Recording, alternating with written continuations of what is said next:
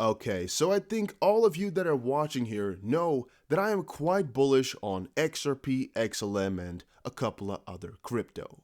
Well, today I want to talk about some of the higher prices that we can go to on XLM and on XRP. I want to also talk about some ideas I've been making for cashing out, and also the probability we have of getting to these prices and what I would most likely be doing and all things surrounding that. Also, why I've been hoarding and holding like crazy and more of my ideas. So make sure you watch this video all the way through, as we're also going to be talking some more daily crypto news. But first, make sure you press the like button, subscribe, and comment something down below, as that is all you need to do to enter into our 100 XRP giveaway. But also go and join the Discord, guys, link in the description. And just so you guys know, we're announcing one giveaway winner live in our 50k sub special, most likely coming up tomorrow. So yes, that was a whole minute of talky talk. Let's dive into some prices, because that's what all of you came for. And just starting it off quickly and obviously here, $13 per XRP. I think we're going to get there eventually. Why? Well, long version we've talked about at least 10 times on the channel before. Short version is, if you look historically at all the gains XRP has made and all the moves in whatever bull run you can find for XRP, the historical multiplier for XRP is so ridiculously high for any new run.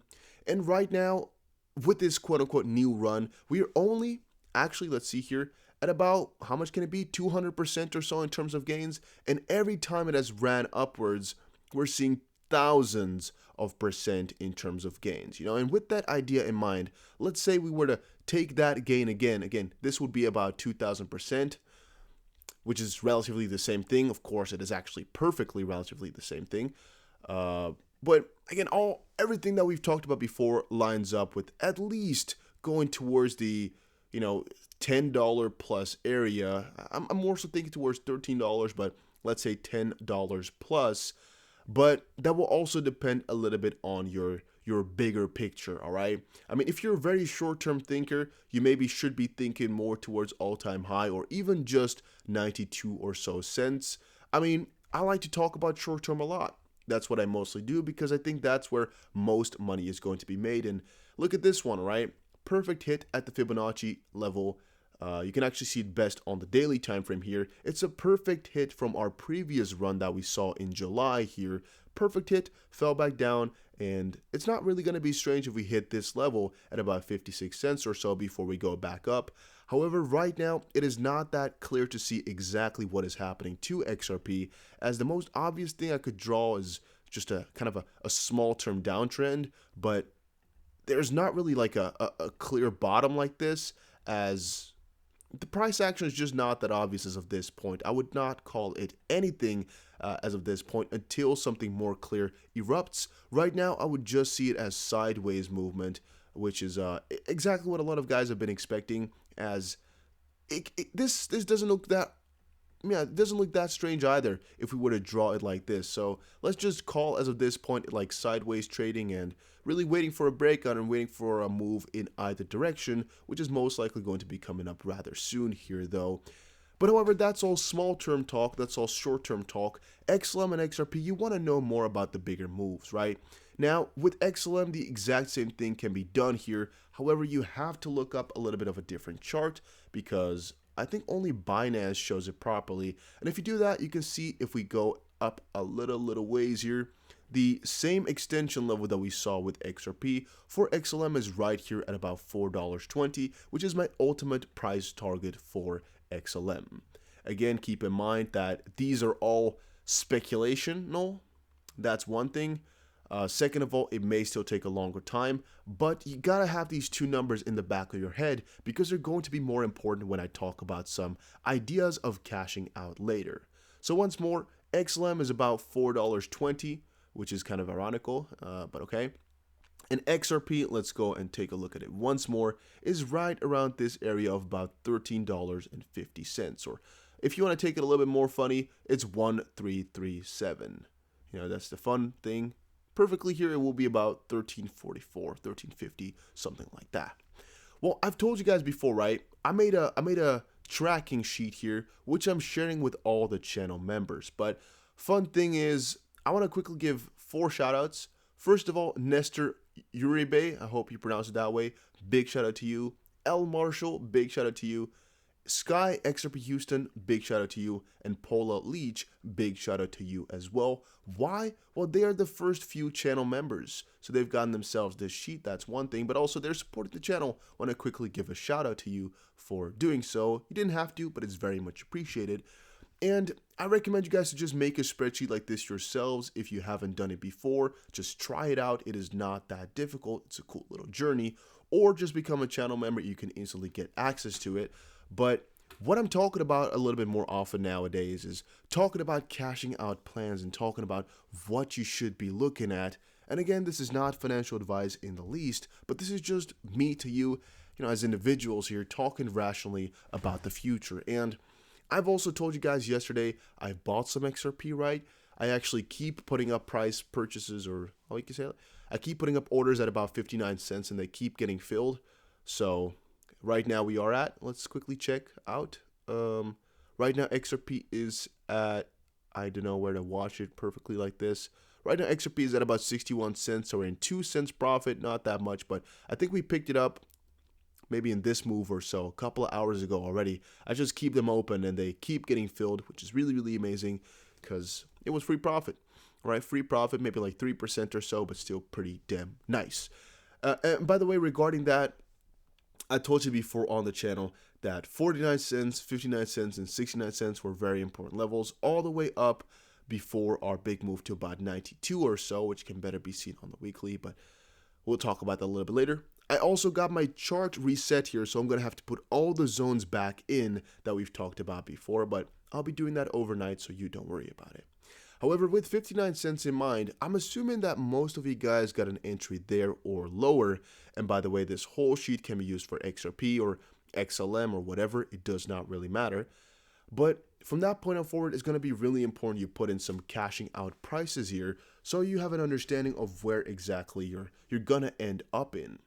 I've told you before, I'm building so many different things for you guys, which are going to hopefully be beneficial to you when your portfolio is up, or when you're, I guess cashing out some more crypto, and when you're thinking about them. Right now, for me, is not that area just quite yet.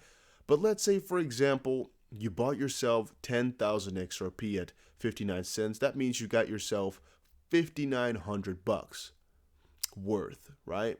At that point. At which you bought. But right now, you're thinking about cashing some out at the high. Now, let's go first for all-time high. So that's about 350. You want to cash out about half of that and another half at our first price target. Let's go for $13.50 and another half. You can see here exactly what your money would be at, about $85,000. And things like this you have to calculate. Why? Well, you can plan ahead. And that's something I really recommend people to do, is to plan these prices ahead at which you're going to cash out, and you know exactly where you're going to end up at, so you can kind of already set your goals, set your expectations, set your everything, so you don't have to kind of backtrack and start thinking about these things in the future. You can already know them right now, and you just have to wait for those prices to get hit, right? But you know exactly what you're going to get, and you don't have to guess or anything along those lines. Now, it's going to be pretty damn cool or stupid to, I guess both, to not put in more. So let's actually put in 7.5. We're going to cash out another 1,000, for example. Let's say you bought 15,000. 7.5, we want to also cash some out at 10. We want to do another 1,000. And at about $20, we want to cash out, like, maybe let's say the remaining 3,000. This is exactly where we're going to be at, 162,000. And that's to give you guys some idea of how this is all going to be moving. I should actually also build, note to self, build a total sale minus buy-in price. I think that's very simple to do, but I quickly have to do that as well and add it because I don't think we got that. But you can also see we got some cool average price and stuff like that. You need to know this type of stuff to make sure you're prepared for everything. And with that in the back of our heads, if we take a good look at XRP once more, these charts become so much easier to follow and to stick by. Why? Well, if you don't have to be worried about all these short-term fluctuations and these small little teeny-weeny bits of movement, it all becomes such an easier task to hold on, right? And I guess I can also put these numbers in for XLM into this sheet, but it's basically the same idea, right? XRP and XLM look quite alike in that regard, and you could just test this out for yourself. If you were to do XLM, you could just put in, for example, 0.10, and you bought, for example, 20,000 XLM, and the rest still remains exactly the same, right? I just didn't put in the XLM currency here, but you could easily do that. I'll post a tutorial a little bit later on how to change all of this. You just have to add XLM here and add the coin market cap link to XLM, and everything will calculate itself from that point on forward. It's pretty damn simple to do. But I'll make another tutorial, or I'll just upgrade this list, so I'll put everything in there so you guys can do that even easier as well. But the point still remains the same. You got to think about this stuff, because then all these small little moves, they become a lot easier to handle. And you can think about the longer term and think about the real money, because the bigger challenge is going to be what you're going to do once you've made that money, like I've been expressing. Now, with that said, be careful with day trading. First of all, there could be taxes involved in your country. And second of all, PayPal, for example, has decided to already ban people for day trading, which I never could have expected, but yes, it is something that happened. One PayPal user has reportedly seen his account temporarily banned, most likely, but maybe permanently, I don't really know. One user who was taking advantage of PayPal's zero crypto fees to day trade over $10,000 has had his account balance placed on a 6-month hold. Again, we know that this is like a thing that PayPal does, where they ban you for a little bit, where you can get your money back, but you may never get your account back, or things like that. In this case here, I believe his money has just been placed in a 6-month hold, but he can never go on PayPal anymore. If you scroll through here, 460 balance placed in a 180-day hold. In a Reddit thread, the Redditor, blah, blah, blah, revealed that PayPal has permanently banned his account for day trading crypto. Yeah, and it's just stupid. It's a strange system, but it's the way they're doing things right now. It's just a wait for everything to mature, though. But he traded about $10,000 in a week, and they didn't like that, apparently. So that's pretty strange if you're asking me. I didn't know they had a policy for that. But then again, it's all so new that you should just wait for things to unfold before rushing in. Another thing here, Peter Schiff believes wealthy investors and institutions won't buy Bitcoin when inflation finally kicks in. I think this is BS. I don't think this is the truth at all. I think they would. I think they definitely would. We've been talking about the bigger picture here in the world, in all the markets, and I think it's pretty clear, at least to me it's pretty clear, that a lot of big guys here with a lot of big capital, they're looking for some other ways to put their money safe, to keep it safe from inflation and just from, I guess, the government's QE and everything alongside that. Just they're trying to safeguard their money, and he's just saying they'll choose gold over Bitcoin. And I don't know about that, if we're honestly talking, right? I know for a fact they're gonna choose ways to circumvent this whole charade of things that's gonna happen soon with this election talk and whatnot.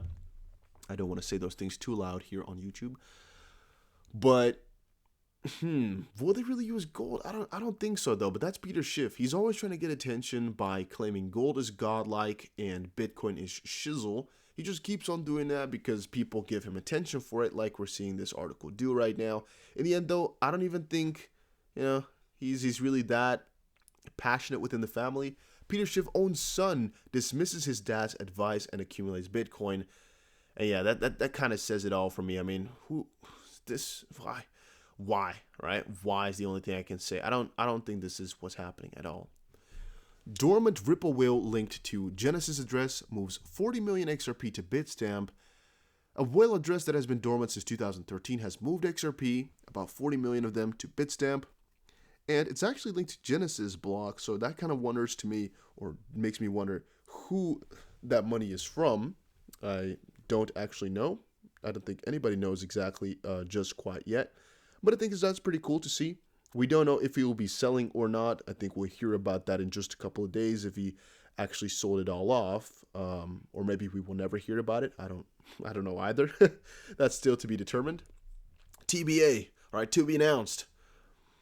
However, as of this point, I don't think any stuff like that matters. Some guys have been claiming now that Flare matters. I still think it won't. If you guys think it will, hey, you go all right on ahead, but I'm always sharing my honest opinion. And another thing here is, in my opinion, very important. Former Federal Reserve Chairman Janet Yellen could become the next U.S. Treasury Secretary, and you can see here a little bit more about why that is so, why that is the case. While Yellen hasn't said a lot about Bitcoin, she is clearly familiar with crypto, and here is everything she said over the years, and it's funny to see how things have changed for the better with time. And that brings up the point that Peter Schiff brings here about wealthy investors not going into Bitcoin. I think that's a kind of a wrong approach. It's too old, it's too narrow, as with time here, a lot of guys are going to be hopping on in, as right now it's just a battle of getting the name out there far enough, all right? And it's getting more and more apparent that crypto is a thing, yet a lot of guys don't know about it, or a lot of guys think it's only there for illegal activity, mostly because of bigger media. But eventually, guys, eventually, it's going to be the norm. It's going to be normal, and a lot of big institutions are going to be hopping on in because it is not correlating properly with the stock market eventually anymore, hopefully, and not coming along with the dollar being the perfect hedge against inflation. Now, one thing I kind of forgot at the beginning here was talking more about this accumulation and how that relates to cashing out eventually. I kind of forgot about that one.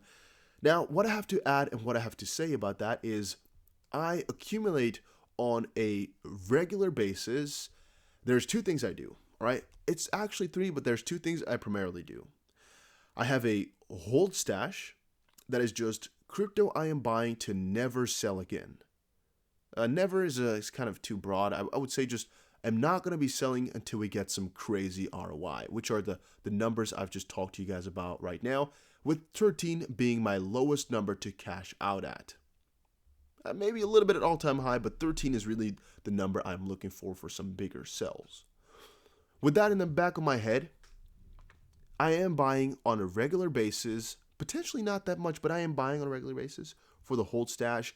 And of course, here and there, I am trying to enter to make a quick buck, to make a quick trade. There's a big difference though. One of my stashes is denominated in XRP, meaning the valuation I only measure in coins that I have. On a different end, I have a stash or kind of a trade portfolio that I measure in euros, so I try to trade that to make the euro amount as high as possible on there. These two things are separate. I consider them completely separate, and they also are kind of accounted for separately in the sense that the one I'm never trying to touch, right? And all these small price fluctuations, they don't matter because I'm not touching that stash. Even though I'm 80% sure I might get a good gain on quickly selling and buying back cheaper, I don't want to take the risk, so that's just a hold. However, with a lot of my other money that I'm trading with normally, that's where I'm doing these moves with. That's why I'm analyzing this type of stuff. That's why I'm telling you guys this. That's what I'm trading with on the daily here. Just trying to make more euros out of that. And it's a good comparison to make and a good idea to have. But I've also kind of found a couple of analysts here that I love, by the way. Now, I want to give you guys some intuition, all right? Quick little 1-minute session. You look at this chart. Now, what do you think is going to happen? Do you think exactly what he predicts is going to happen, or the complete damn opposite? Well, I think you've already kind of made up your mind here. Completely damn opposite, and right here at about 57 cents or so. I haven't pressed it, by the way, but I kind of feel already that right now we are like here. So we've already fallen down from the pennant or flag or whatever you want to call it. And I think we have hit 57 or so cents. So we've most likely fallen down here, and we're right now right around this area. That's what I'm thinking. Let's quickly check it out. And boom. Okay, so we're actually a couple of hours further than I expected, but we did hit the support right here. A quick bounce back upwards. And we fell back to that's pretty funny. Exactly to his structure is where we went to. We didn't get back into it though, and we actually fell back down from there. Pretty cool to see. Now the question, of course, is going to be where are we heading next? And that I cannot tell. That I do not know. All I know is what I'm telling you guys in these videos, which is that nothing is certain and there's still a lot of money to be made longer term. And another one which was pretty damn cool was the one I completely agree with, which is just talking about the bigger moves towards the 80, 88, 89 to about 92 cent area, which is the one I have talked to you guys about for the longest time here, which is my zone I'm going to be watching out for. But this specific trading setup and talk, I'm going to quickly go through it. This wick was so strong and sudden that I decided to ignore it for the drawing of resistance levels. I focused on the 60 cent level instead, where we have seen more actual price action. You can see that happening right here. We can leverage the previous peaks like this one here to determine what a logical place would be for the price to find resistance today. Which one we're going to go for next? This was simply embarrassing. Let's hope he will not get back at the 10 cent level anytime soon.